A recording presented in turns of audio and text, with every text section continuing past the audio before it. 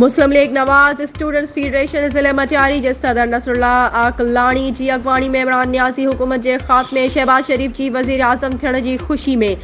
फाज़लानी मोरी का सालेह शाह मोरी ताईं रैली कढी। उन मौके ते नून लीग अखबार चयो त मुल्क जो गरीब मानू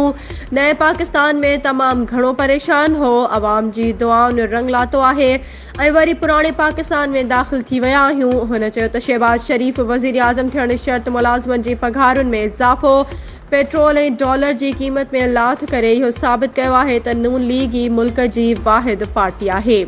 जेका अवाम जो दुख सूर समझे सके थी ऐं मुल्क के हलाए सके थी।